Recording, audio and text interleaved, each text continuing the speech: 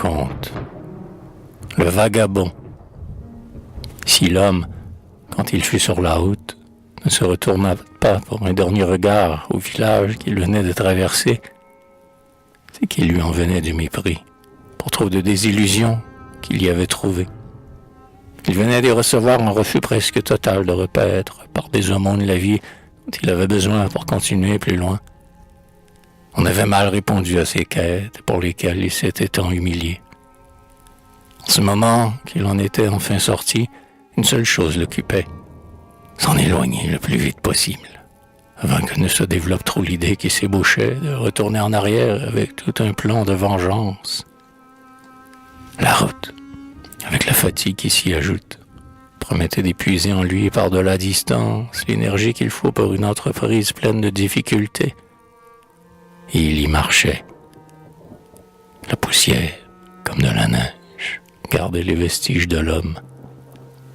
Les pas enregistraient à la route la décision qu'il avait de s'éloigner. Ce village, il ne l'avait pas voulu. Il n'en avait pas fait son but. Il s'était tout simplement trouvé inévitable la route, et il l'avait traversée avec la route.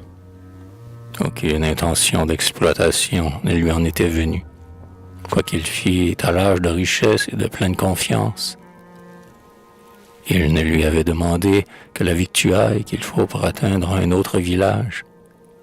Somme toute, une aumône, en ce cas, c'était, croyait-il, une récompense due à son honnêteté, étant donné la facilité que l'on sait à un vagabond de voler. Aussi, quand il fut de nouveau sur la route, l'homme se jura-t-il de ne plus être dupe de l'appréciation que peut avoir le villageois des bonnes intentions.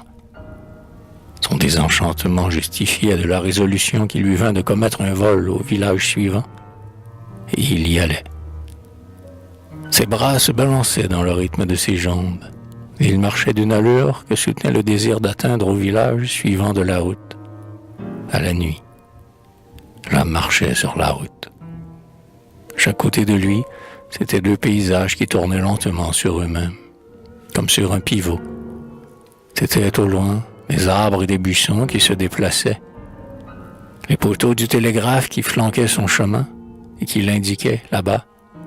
Comme une rampe, venait à lui en de grandes et lentes enjambées, et il s'additionnait en une solution énorme et lointaine qui ajoutait à la fatigue qu'il commençait de ressentir. Au bout de plusieurs heures d'une marche ainsi soutenue, il vint à la fin de l'après-midi par où la nuit entrait. Il vint aussi, sur le bord de la route, quelques hameaux qui annonçaient la fin du voyage. L'homme atteignit enfin le sommet d'une côte, et le village lui apparut. Il restait dans l'air encore trop de clarté pour qu'il lui fût possible d'y pénétrer tout de suite. Quoiqu'il en fût encore assez éloigné, il eut l'impression qu'on le regardait venir. Il sortait des toits de chaume deux petites cheminées, ce qui donnait aux maisons l'air inquiet de têtes de chien, les oreilles dressées. L'homme attendit la nuit, puis, quand l'ombre se fut percée au loin d'un groupe de lumière, il se dirigea prudemment vers une maison qu'il s'était choisie, une maison à l'écart des autres. Comme une lampe l'allumait encore quand il en fut à proximité, il pénétra dans la cour. C'était un grand rectangle dallé, au fond duquel s'ouvrait le rez-de-chaussée de la maison. Une porte et une fenêtre reflétaient sur les dalles blanches leur cadre lumineux et agrandi. L'homme se blottit dans l'ombre d'une encoignure, et il attendit. Une famille veillait dans le rez-de-chaussée. Il en apercevait les silhouettes mouvantes sur la lumière de la fenêtre. Par intervalles, des sons de voix venaient aussi jusqu'à lui. Alors, il vint au fond de cet homme, non pas une crainte de ce qu'il allait peut-être ne pas réussir, mais l'angoisse que connaissent ceux qui ne font pas un mauvais coup d'une manière désintéressée. Avec cet esprit de vengeance que la fatigue de la route avait exagéré, il avait peur de ne pouvoir pas maîtriser toute la poussée fiévreuse qui donnait à ses mains une envie d'étranglement.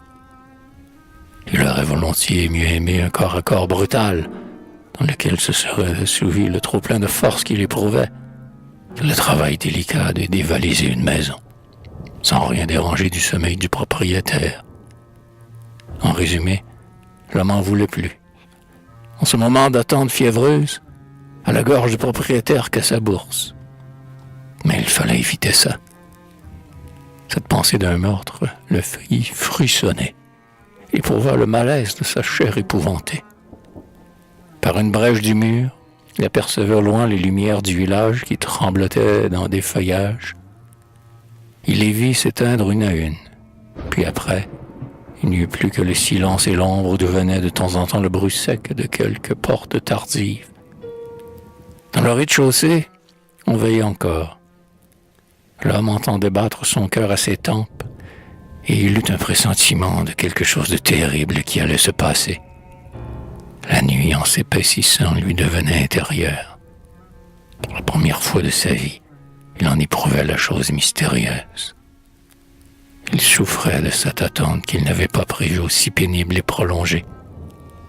Il fixait toujours la lumière de la fenêtre, avec l'espoir de la voir s'éteindre, quand, tout à coup, sans qu'il puisse en expliquer le motif, il lui vint une peur grandissante de voir cette lumière s'éteindre, savoir toute la vie de cette maison endormie. Il se mit à craindre cette nuit qu'il allait devenir. À cet instant, une forme courbée dans une pose craintive passa devant la fenêtre allumée et mit, pour une seconde, une ombre gigantesque sur les dalles de la cour. L'homme retint sa respiration qu'il avait courte et angoissée. L'ombre passa près de lui, et c'est alors qu'il reconnut dans le manège de l'autre une allure sur laquelle il ne pouvait y avoir d'erreur. Il était deux voleurs dans la même cour, dans la même attente. C'en était trop. On allait lui voler son droit à la vengeance. Et comme dans l'ombre, il eut sensation d'un corps qui s'étrenait près de lui. Il y bondit. Sous le choc, l'autre roula par terre. Il eut à peine le temps de se relever qu'il fut embrassé à la taille. L'homme avait mis dans ses bras toute l'énergie de son corps. Il serrait, comme un qui vivra de ne pas lâcher prise. L'autre râla, et les deux corps donnèrent contre les dalles. Dans la maison, on avait entendu, et on accourut. Les deux lutteurs furent déliés de leur embrassement. Il eut des explications à la lumière d'une lampe qu'on avait apportée. Pendant qu'on garrottait le voleur, l'homme pensait au prestige qu'il allait avoir le lendemain pour quêter, avec la nouvelle qu'on allait sans doute répandre de son dévouement.